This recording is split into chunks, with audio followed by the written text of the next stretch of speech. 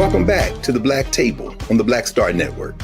This is our weekly hour, devoted to exploring ideas and subjects of special importance to people of African descent and others fighting to build a better society. So today we're going to take up not only the subject of the United States Supreme Court and U.S. society more generally, but we're going to take that subject up through the prism of someone who needs no introduction to many in the domestic U.S. audience, and that is Clarence Thomas, the Enigma of Clarence Thomas, in fact. And what is Clarence Thomas about? Who is he? Where did he come from? And how are his opinions increasingly shaping the direction not only of the United States Supreme Court, but perhaps even of the larger polity? And to help us with that, in fact, to lead us in that conversation today, is Professor Corey Robin. Professor Robin has written a remarkable book entitled The Enigma of Clarence Thomas. And I encourage everyone to get this book, to digest this book, and as you're reading it, to refer back to conversations that Professor Robin has had widely, including the one we're going to have today. He's a distinguished professor of political science at Brooklyn College and the City University of New York Graduate Center. He's the author of a number of works, including several books, probably more widely known, his book, Fear, The History of a Political Idea, and his book, The Reactionary Mind, Conservatism, from Edmund Burke to Sarah Palin. He's won a number of awards. He's studied, taught, and published across the range of political theorists, from Hobbes and Montesquieu to Arendt and Hayek and so many others, Tocqueville. And in this book, he adds Du Bois, Frederick Douglass, Martin Robeson Delaney, and so many others, including contemporary scholars like Cedric Johnson, the Fields Sisters, and so many others. He's won a number of awards from the American Political Science Association.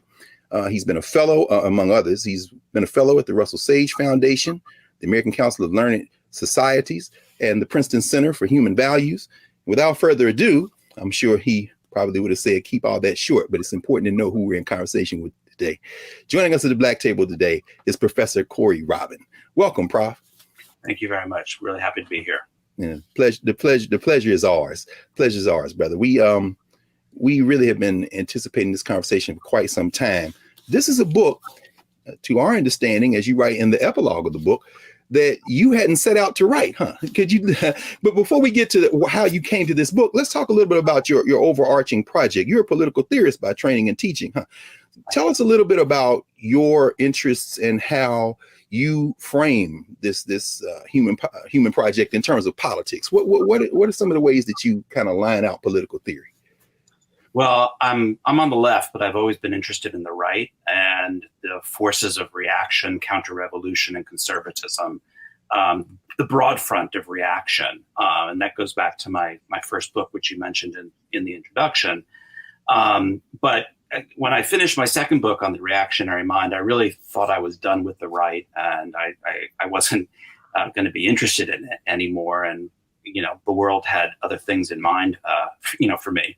And so I came to this project a little bit unwillingly. Somebody had asked me to write an article for an anthology on Clarence Thomas. I mean, the anthology was on African-American political thought more generally, but they wanted a chapter on Thomas, and nobody wanted to do it.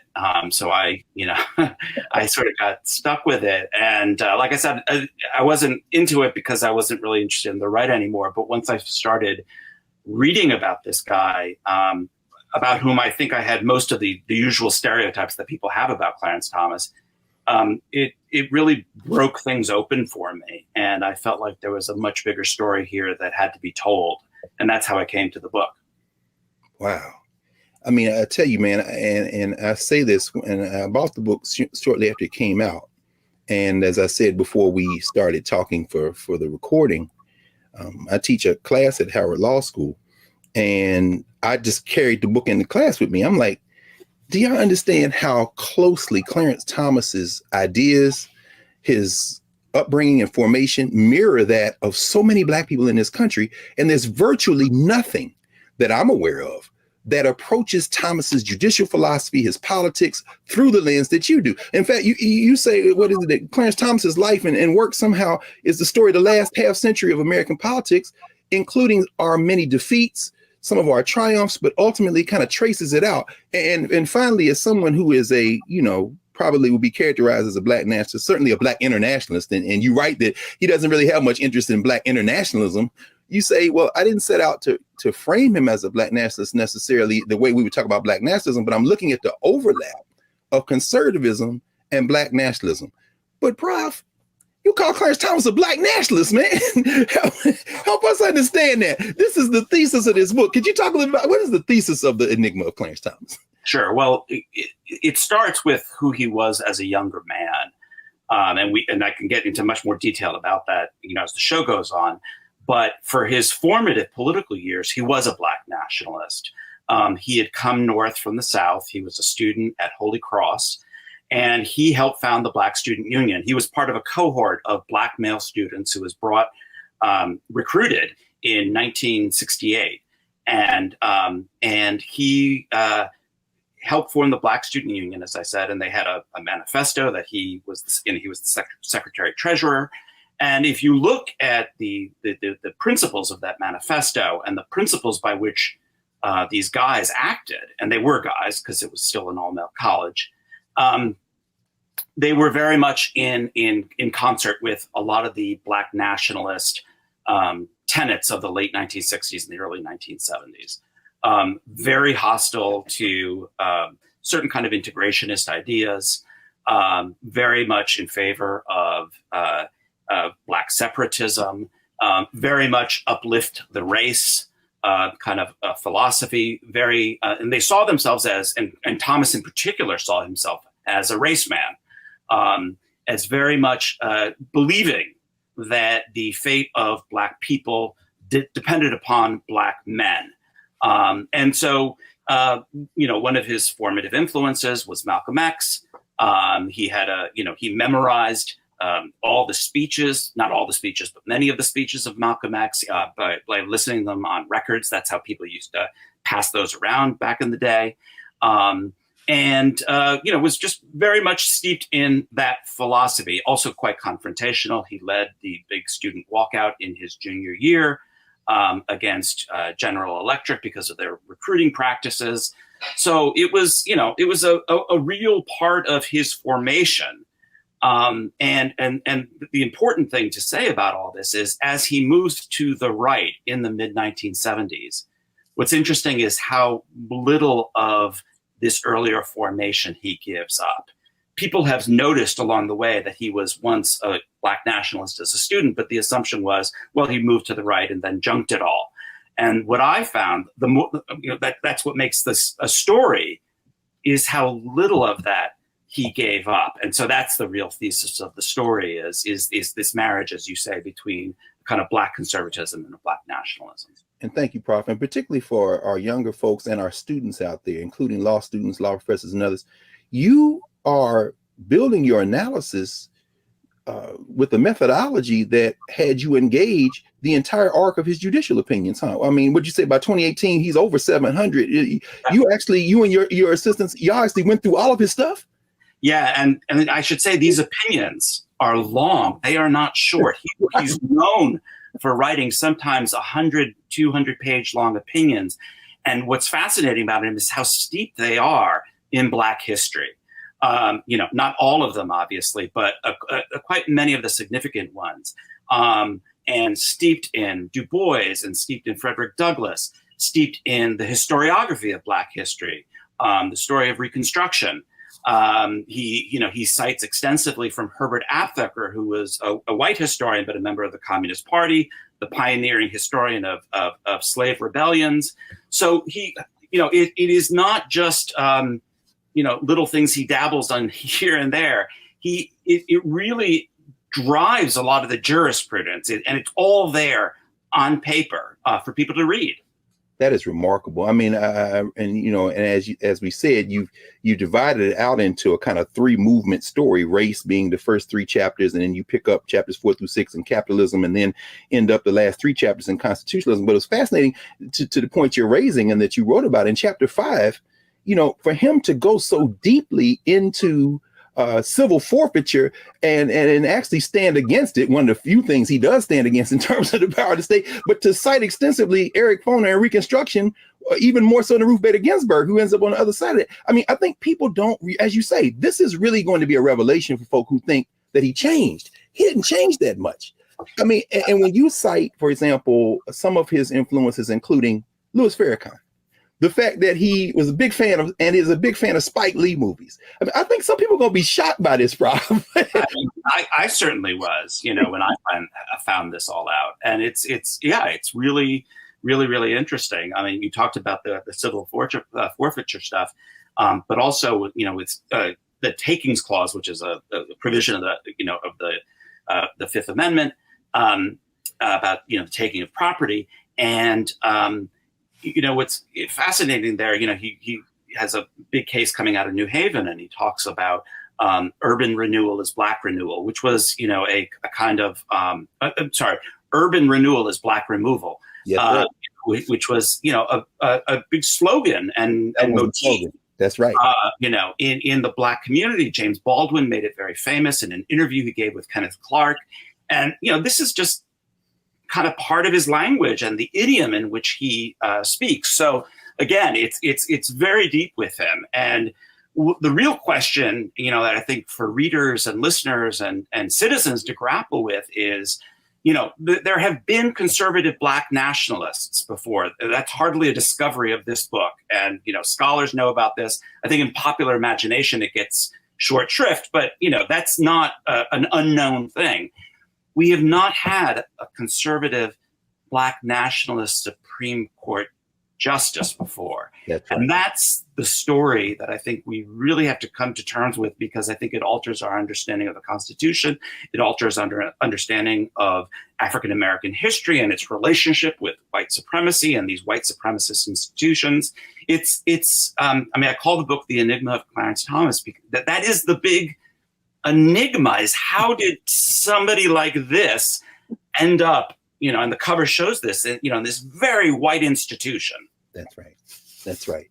Well, Prof, we're going to pause here for a moment, and when we come back, we're going to continue this conversation with Professor Corey Robin, author of The Enigma of Clarence Thomas. Back in a moment here on the Black Star Network.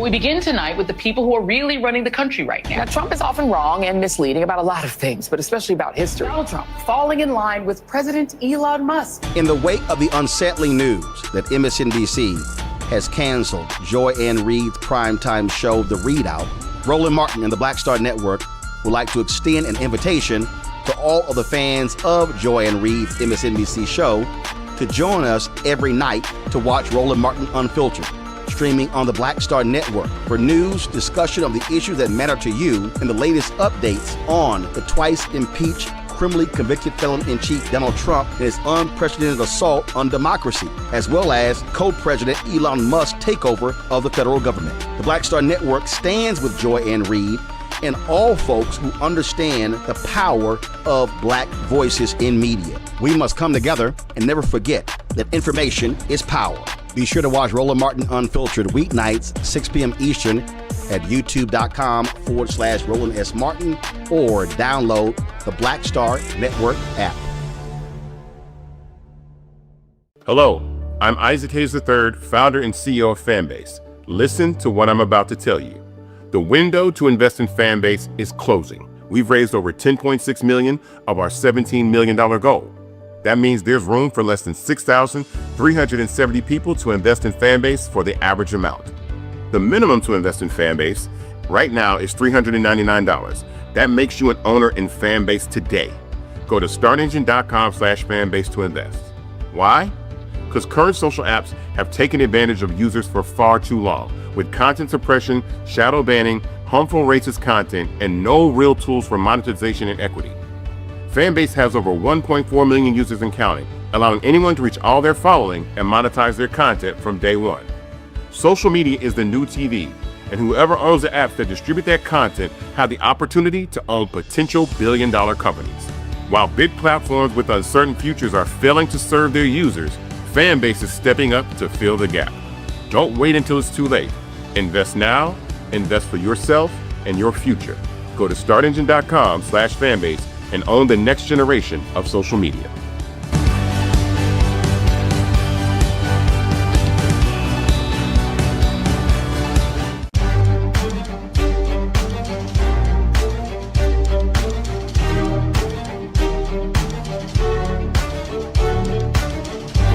Welcome back to the Black Table here on the Black Star Network. I'm your host, Greg Carr, joined today by Professor Corey Robin, the author of the Enigma of Clarence Thomas. Professor Robin, Corey, it's interesting that you mentioned, of course, the whole arc of Kenneth Clark and, questions of the doll test. I never liked that doll test myself, quite frankly, but because, what it says or doesn't say about the nature of Black identity and self-worth. You explore Clarence Thomas's formative years and his early professional arc, and you trace out the theme of stigma. Yeah. You trace out this theme of self-respect. I mean, how much of that thinking and that upbringing goes into his judicial philosophy in your mind? I think it's really important. I mean, I think it's both the terror and the power of his ideas of race, and also, frankly, the limitations of his idea of race and racism, because it is very much focused on stigma. That is, from a very early age. And it actually starts within the Black community. Yes. Clarence Thomas was born in Pinpoint, which is a very poor town on the coast of the Atlantic in Georgia, not far from Savannah. And when he's about 5 or 6 years old, he moves to Savannah, where he's to move in with his grandfather, who's a kind of, you would say today middle class, except was not from a middle class background himself, was very working class. But nevertheless, he owned his own fuel delivery company. He owned some property. But the thing about Thomas was, when he goes to school, is he's much darker than other Black students. Okay. And this is, by his own memory, this is his first real confrontation with the color line, is colorism. Well, Corey, I almost hesitate to say this, but again, this is a Black Table. We're being candid. At 57 years old, I am old enough to remember when in elementary school, it was an insult for a quote unquote lighter skinned Black child to talk to a Black one and call them ABC. I remember America's Blackest Child. And so Clarence Thomas does too, a generation before us, but yeah. Absolutely. I mean, and that is what, as you say, that is what he was called. Later when he's at a school and he goes to sleep, they say you can't find Clarence, because the lights are out. I mean, it's a very, wounding, painful experience for him. And he doesn't forget it. And he begins to apply it as he gets older. This is how he begins to understand Black liberalism. Is, it's the professional managerial class that tends to be lighter and wealthier. And so, these ideas about color and race are very formative for him. And they come to center on this idea of a stigma, that Black people are stigmatized. And this is then going to carry, this is a long story, but just to cut to the chase, it's going to carry over to his ideas about affirmative action. Most conservatives, white conservatives, when they talk about affirmative action, they believe it's an offense against colorblindness.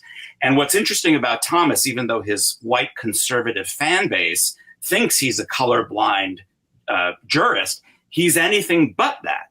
He's the complete opposite of that. Yeah. And for him, one of the key wrongs of affirmative action is how it stigmatizes Black people.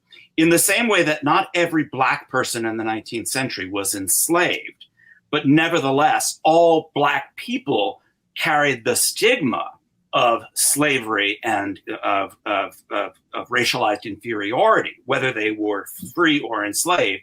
Thomas argues that, of course, not all Black people are in a university by virtue of affirmative action, or in a workplace by affirmative action.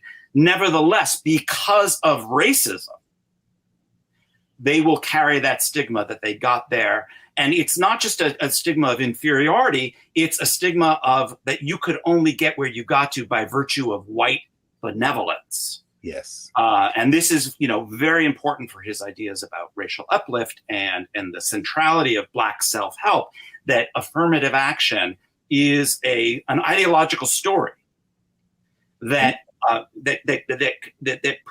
persists with this, this notion that Black people can only get to where they get to, if they get anywhere, by virtue of white help.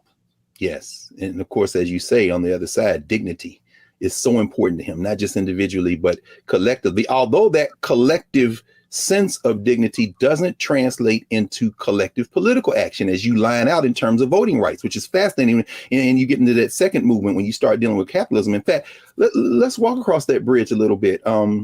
It was interesting that you line out an opinion where he compares the set aside, the affirmative action kind of concept in the US to apartheid in South Africa.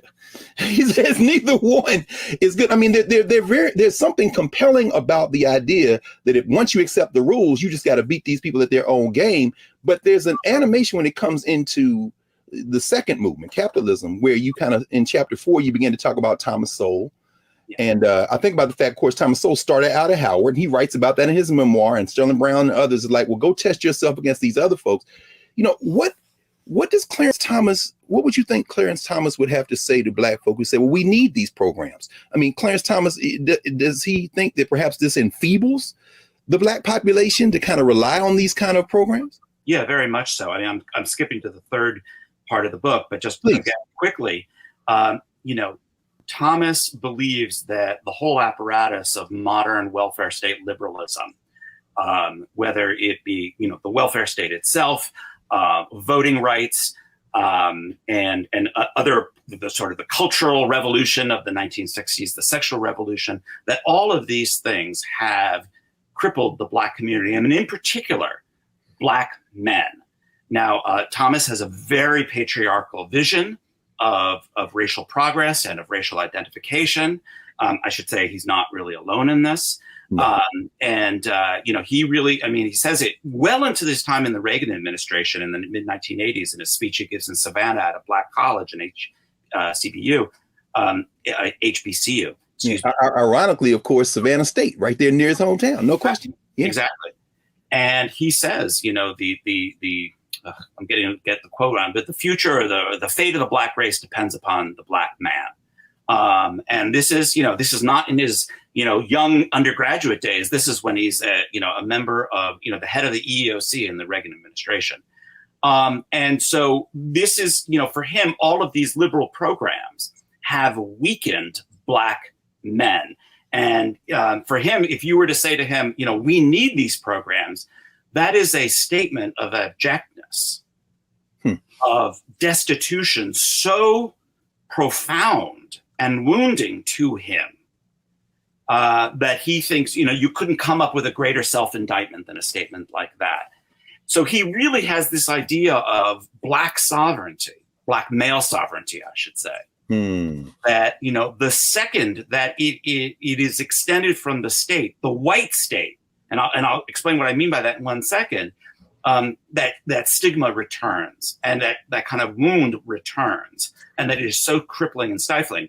Now, the reason I say the white state is if Black people help each other, particularly if Black men help their communities the way his grandfather in his memory did, that's a completely different story. So he's not a rugged individualist. And again, he's misread on this by many, many of his fans and his critics. He is not an individualist. He believes very centrally in the importance of communal support. And I put it in quotations because it's really the Black patriarch dispensing his patronage to the Black community. That is his vision.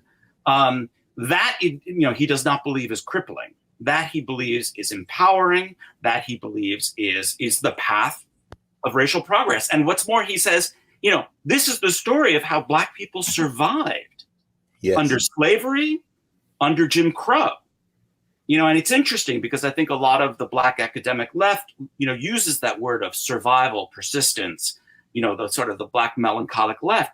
This is the language of Clarence Thomas as well. Indeed. This is not, an empowered freedom movement, that's, in that sense. It is about the persistence of a subjugated, despised minority in the face of, of everything saying you couldn't survive. It's interesting, Corey, because while that is the language of a lot of the Black left and the Black academic left and kind of professional managerial class, for Clarence Thomas, that perhaps would be viewed, as you kind of described, as a top-down philosophy. He's coming from the bottom up, so to speak. And so, I mean, there is a class analysis that you get into, particularly when you start dealing with criminal justice and you start talking about issues of incarceration. In your mind, does Thomas perhaps see himself as a representative of the lower classes, the working classes, the poor? Because he does have a sort of contempt, ironically, since he came out of a couple of those institutions, right, for this kind of professional managerial class. Could you walk us through some of that? Because he's at the center of power. But I mean, when I was writing the book, Cedric Johnson, who was a real influence on the book's conception, and his book was sort of transformative for me, but he read the manuscript and he really pushed on that class dimension, and it's complicated with Thomas. He is from, you can't say the Black working class, but he's certainly from a Black poor. Yeah.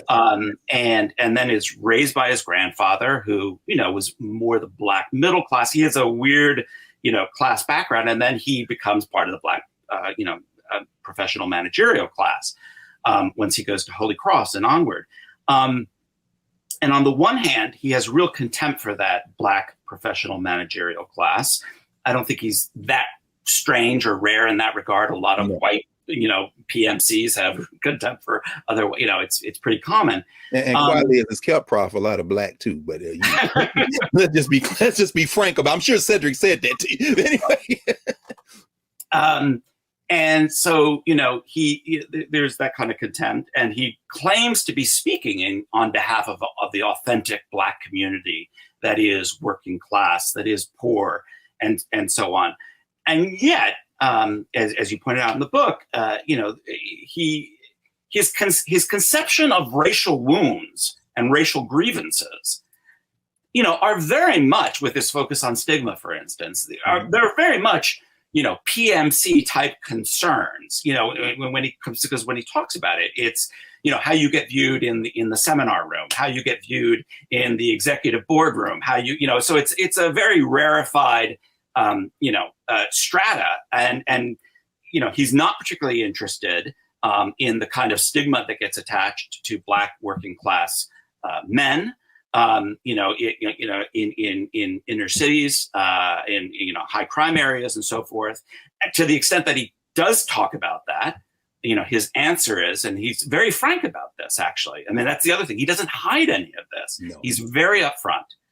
And his answer is, all the more reason why, if you're Black and you're male and you're poor and working class and you live in a city, you need to stay the hell away from anything.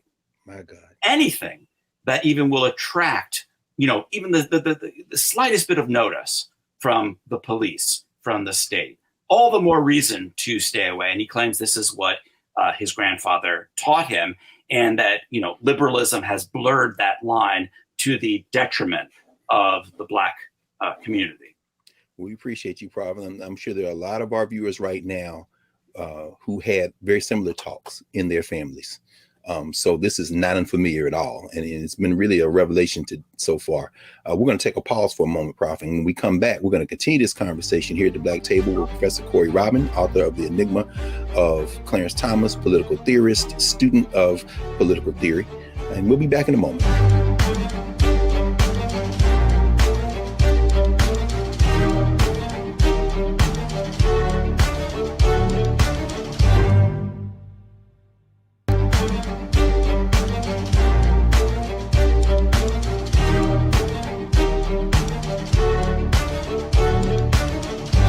Welcome back to the Black Table here on the Black Star Network. I'm your host, Greg Carr, with Professor Corey Robin.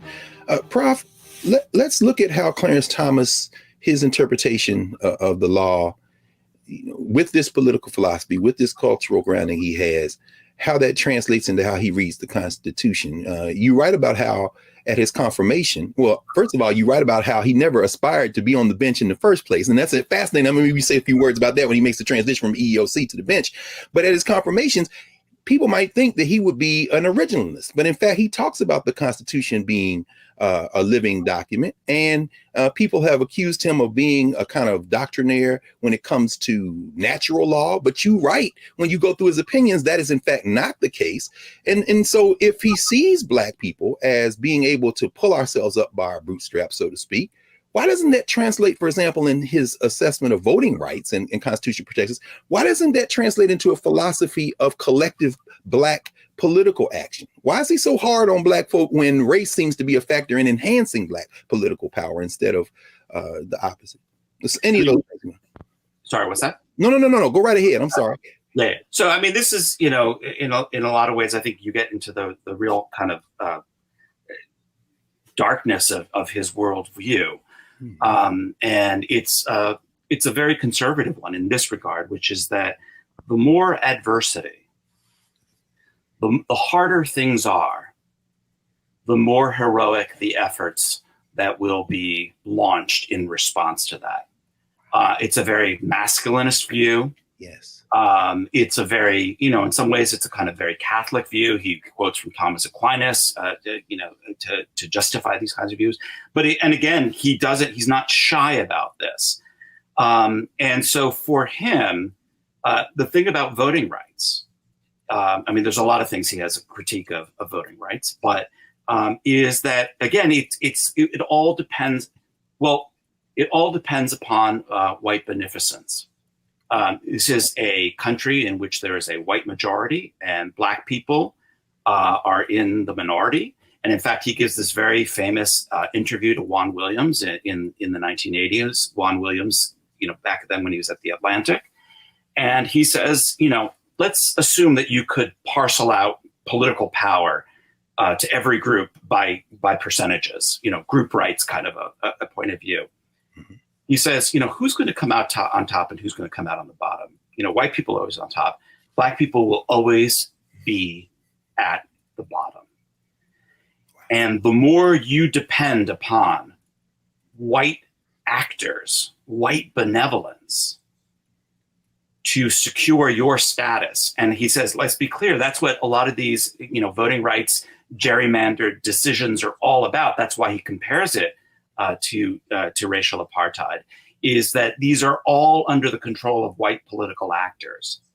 And that which is given to you and which you depend on as a gift can and will be taken away. Corey, that sounds remarkably close to, not the same as, but it certainly overlaps with somebody who you say Clarence Thomas actually gives favorable reviews to, and that's Derek Bell. Yeah. Yeah, I mean, in 1987-88, he reviews one of Bell's books in the Wall Street Journal, and it's a remarkably sympathetic view. It's also very, similar to what Marcus Garvey said about the vote. Absolutely. It's that the state, the political, because it is necessarily, by definition, especially in a democracy, it is the sphere of the white majority. Black people will always, come out on the bottom and can't depend upon it, and therefore should turn to a different sphere altogether. They should give up on politics, not just voting, but protest politics, social movements, community organizing, the whole panoply of Black politics. They should give up on. And so again, people read these opinions about, on voting rights. He has not been shy about this. No. And one of the frustrations I have is that, people think that Clarence Thomas, if he says anything that sounds Black nationalist or he quotes Malcolm X, he's somehow lying. This is a guy who's willing to say some of the most horrific things. Yeah. He's not shy about it at all. So why would he want to dress it up in any way? It doesn't really, add up. But he's just, like I said, very, very forthright on the question about voting rights and about politics. And I call this white state black market, this part of the book. And that is why he really turns to the market and has, I think, a completely absurd idea about capitalism and its separations. But again, not unprecedented. I was really influenced in some of the revisionist historiography on Black power movements in the late 60s and early 1970s a lot of them are experimenting with black capitalism. Oh, it's no question about it. So he's not that far off from that whole milieu. And of course, the Nixon administration very cynically uses. That's right. They take out ads. Black power. Capitalism is black power. That's right. So it's a very murky time in the late 60s, early 70s. Really after 1968, which was the high point of black success and black political protest. When people are engaging in these experiments, and just Thomas, he's like any ideologue. He just takes that idea and he runs with it all the way right to the end. Well, let's talk about that some, Corey. So if the market then is the answer, if capitalism is the answer, or at least a step in that direction of an answer of black power and black self-empowerment, then why does he come out where he does on questions like, for example, disparate impact cases? And why does he not, even in terms of the relationship between speech and money, is he so laissez-faire when it comes to these kind of corporate interests, when folks on the other side would say they're putting their thumb on the scale, Clarence, the state has to intervene? Could you walk us through some of that? If the market is the answer, how does he come down on some of these issues the way he does? Yeah, I mean, this is where I think the more, libertarian or, conservative part of him, he really, kicks in. Let's take a step back first. Yeah. I think, first of all, I think he thinks of the economy not as the way he thinks of the state. It's not a completely cohesive, unitary thing. It has niches in it, and it has spaces. So you look at something like black hairdressers. He looks at all these niches that African Americans over the years have filled and have accumulated some kind of wealth and capital. And he said, and again, this is a very autobiographical story for him. This is the story of his grandfather. Black people weren't getting oil, fuel. And so his grandfather started off by just delivering wood, and filled a niche. And he really thinks that is the way that capitalism works. And it's also very Booker T. Washington, very Isaiah Montgomery, very Marcus Garvey, as you say. Even as ironically, Washington is kind of surreptitiously funding challenges to Jim Crow laws in the South. His public face, this is very consistent, as you say. I mean, and it still resonates in a lot of corners of the Black community today. Absolutely. And this is the circles in which he's traveling in the 1970s and the early 1980s. Other Black conservatives are really, making these kinds of arguments. And they've been sort of forgotten by there was a time in which those arguments got a lot of attention in the mainstream media and the white media. And it's all been kind of overshadowed over the years by a lot of other developments. But, these were really, front and center. I remember in high school, Black conservatives, it was really a kind of, the Reagan administration had a lot invested in, making sure people saw themselves connected with this. And ironically, in Black nationalist communities at that same time, whether it be Floyd McKissick and those guys in North Carolina with Soul City, we talked with Adolph Reed a few weeks ago about that, whether it be the Black nationalists, whether it be Ocean Hill, Brownsville, and Brooklyn in the East, the African-centered education movement, it wasn't just the Black conservatives who politically were seen as being aligned with Reagan and Meese and the big meeting they had in 1980, what was it, Claremont somewhere? No, it was also the Pan-Africanists and the Black nationalists. So it gets real messy. This is why your book is so important.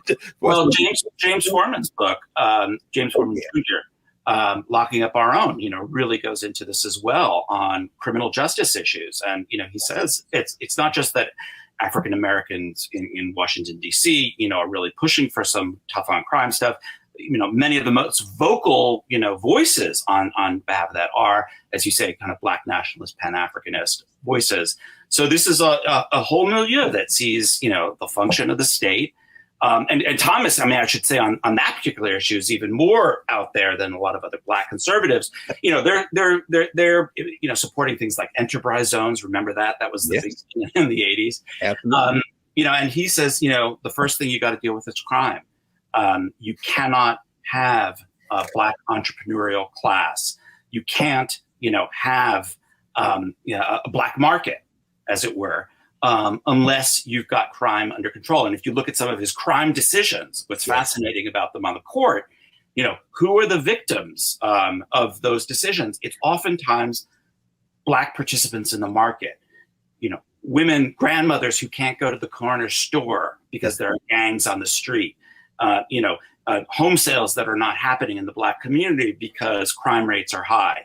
He's got a very clear sense of the connection between, harsh criminal justice, the penal state, and the Black market.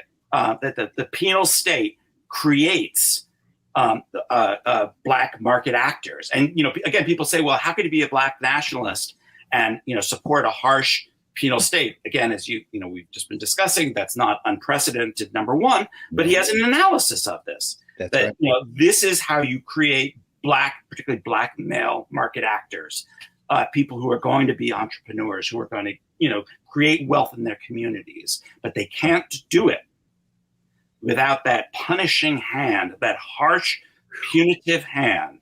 And in a way, if you were to say to him, but that state is racist, I think in his, bleakest, most honest moments, what he would say is, the more racist, the better. Wow. That almost sounds like Lenin, man. I mean, in other words, you got to heighten the contradictions until this. I said, he's an ideologue. He takes an idea and carries it all the way through. And so, again, if you get nothing from this book, this is not somebody who you can dismiss as a hypocrite or, as just kind of stupid or contradictory. That's right. Just sit with that contradiction for a second. Don't just say that's a sign of a small mind. Ask yourself in good left radical fashion, what does the contradiction reveal? How is it that one can make sense, a unity of that? And once you do that, you'll see that's what he was saying all along. My goodness. I'll tell you what, we're going to pause here one final time, Corey. And when we come back, we're going to hit right there, man. I mean, Clarence Thomas's austere worldview, which perhaps many more of us than what we care to admit might share. We're going to start with that when we come back in a moment here at the Black Table on the Black Star Network. Back in a moment.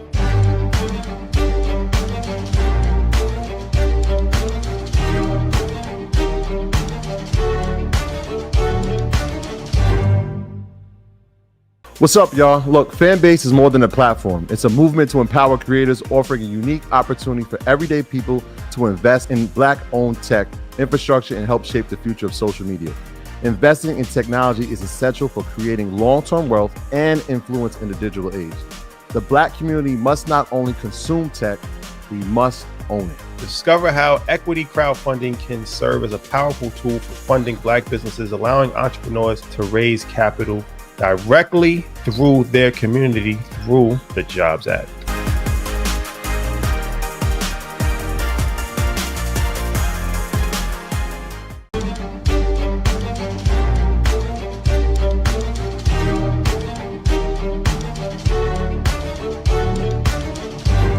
Welcome back to the Black Table here on the Black Star Network. Greg Carr, your host, joined today by Corey Robin, author of The Enigma of Clarence Thomas. Prof, you walked us right up to the gate, man. Your epilogue, Clarence Thomas's America, and I only have about 10 more minutes, so I want us to get to that. But I can't resist asking you about in that last third, in your third movement, when you talk about the white Constitution and the Black Constitution. Clarence Thomas's worldview is one that, in so many ways, many of us find some common kind of consensus building. Race, he talked the permanence of race, the fact that we've got to fight our way through this. Walk us through those last couple of chapters, 8 and 9, if you can, just in the Black Constitution and the White Constitution. We start talking about the role of the state, the role of the federal government vis-a-vis the state government and state actors.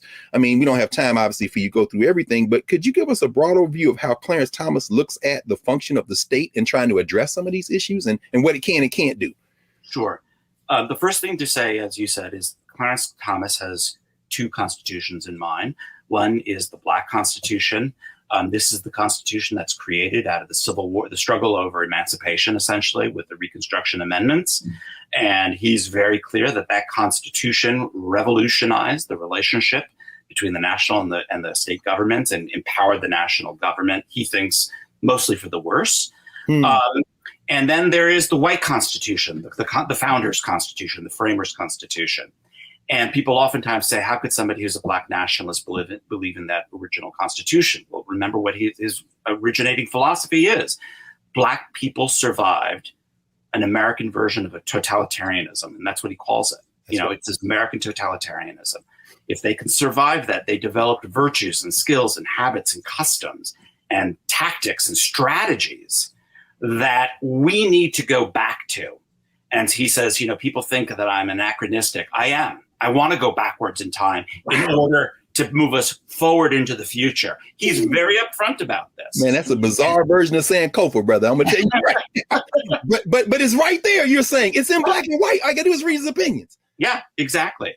And so he embraces the kind of constitutional transformations that we're seeing today.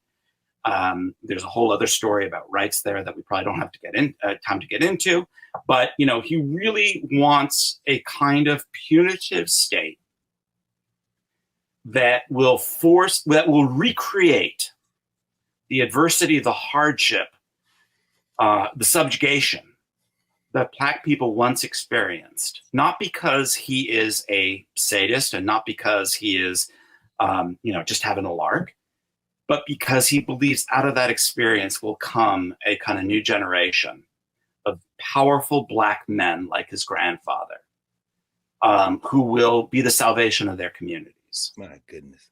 And yeah, you start. Go ahead. No. Please finish your thought, please.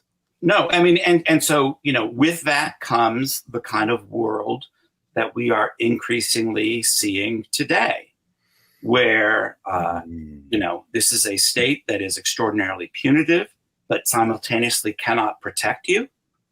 Certainly if you're black, increasingly if you're white. I mean, just think about things like COVID and just the general breakdown of the state apparatus, climate change. We are facing these kind of extinction events.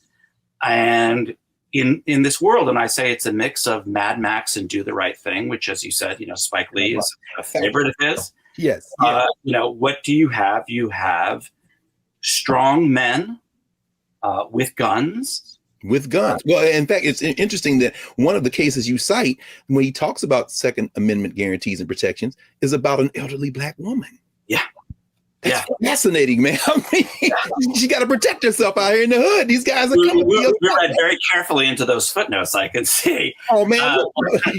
Any work that you've done deserves that kind of close reading, man. That's why I'm telling everybody, you need to go get this book. But go ahead, please. Yeah, but, it was a case out of San Francisco, actually. And it was an elderly black woman who had a gun. And he talks about this, about the centrality of black arms in the black tradition. His Second Amendment, decisions, particularly McDonald versus Chicago, which is about 12 years old now or 11 years old, really goes into how central it was arming black people during Reconstruction. And he closes that power movement, the Panthers. I mean, we talking about black militia, Republic of New Africa. Absolutely. Oh, absolutely. I mean, there's a song. Oh God, now I can't remember. It was a song about that not Kathleen Cleaver. No, Elaine Brown, I think, wrote about the centrality of black men being armed and how central that was to the black community. And so this is really to the heart of the whole vision. And again, what was once maybe a vision that was particular to one wing of African American politics, and again, this is the heart of the book, is now a vision that pervades America. That not pervades American society. That is American society. That is American society. And that's why I hope it's not hyperbolic to say, it's Clarence Thomas's America. And as I said in a recent article, he is not only the most powerful black person, government official in the United States, which people seem to forget. He is the most symptomatic public intellectual in the United States. I think he is articulating what this country has become and where it is going.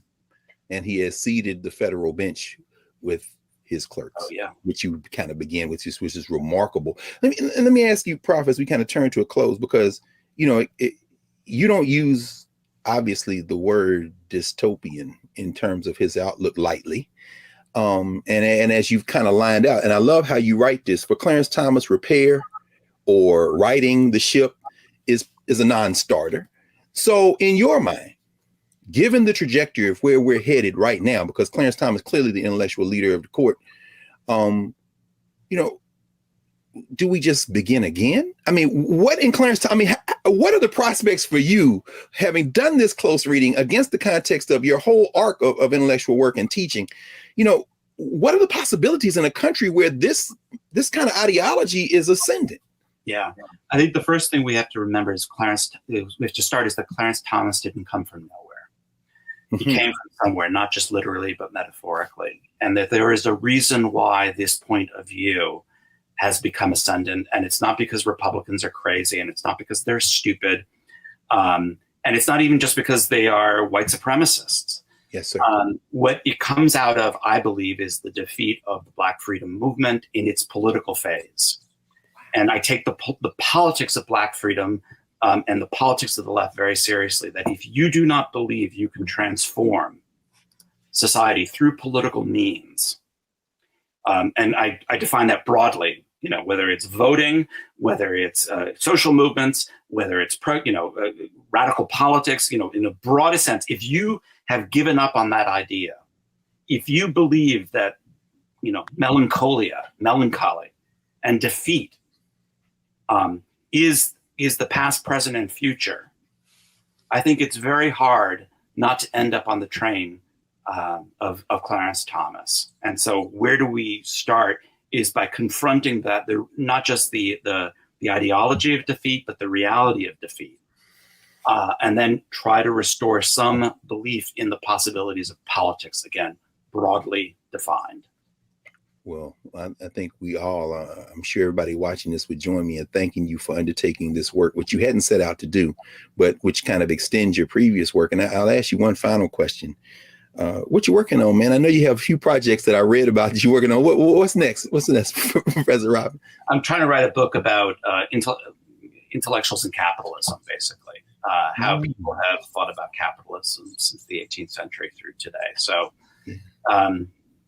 a little less presentist, obviously has, some implications for today, but a little bit going back to history. Absolutely. Well, we wish you Godspeed, and hopefully, you'll come back and join us again. And listen, I'm glad we were able to schedule you, because I suspect as the months and years unfold, your dance card is going to try to pull you out of the classroom and out of the library a lot more, as people realize, hey, we need to go get the Enigma of Clarence Thomas, because this is the ideology and intellectual work that is informing the state. But we want to thank you for joining us today, Professor Robin, and please come back. All right. Thank you very much. And I'd be happy to do it. I really enjoyed it. Thank you so much. We'll be back in a moment to clear the table here at the Black Table on the Black Star Network. Back in a moment.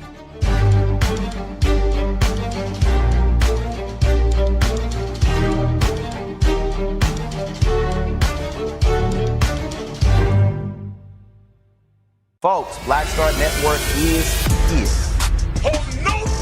I'm real revolutionary right now. Support this man, Black Media. He makes sure that our stories are told. Thank you for being the voice of Black America, Roland. Stay black. I love y'all. All momentum we have now, we have to keep this going. The video looks phenomenal. See, this difference between Black Star Network and Black-owned media and something like CNN. You can't be Black-owned media and be scared. It's time to be smart. Bring your eyeballs home. You dig?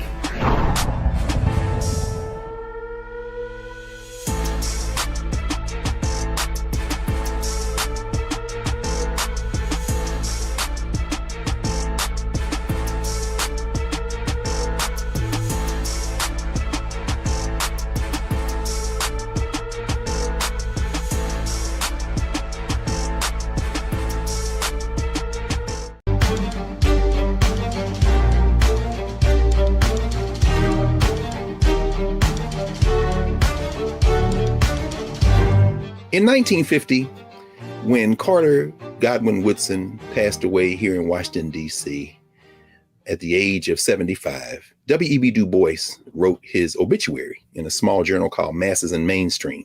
You heard Professor Robin mention Herbert Aptheker, who you would think would be the last person that Clarence Thomas would cite, the Marxist historian, but that was a journal that that Herbert F. Decker actually published in as well. And this is what W.B. Du Bois said about Carter G. Woodson. He said, the life of Carter G. Woodson shows what race prejudice can do to a human soul and what it is powerless to prevent. The whole time we were listening to Professor Corey Robin, that quote from Du Bois echoed through my mind, because the life of Clarence Thomas in some ways shows us what race prejudice can do to a human soul and mind and what it is powerless to prevent. And so as we clear the table today, I'm reminded of the song by Jeffrey Osborne, the LTD, Where Did We Go Wrong? If we got to start again, then perhaps, as Jeffrey Osborne reminds us, it doesn't matter who is right or wrong. Doesn't matter who's to blame. We both have to swallow our pride and make this love strong. If you take love out and put country in, maybe we got a shot. Or maybe Clarence Thomas may be on to something. Either way, we got a front row seat to see what happens next. Join us next week here at the Black Table and support the Black Star Network. We'll see you next week.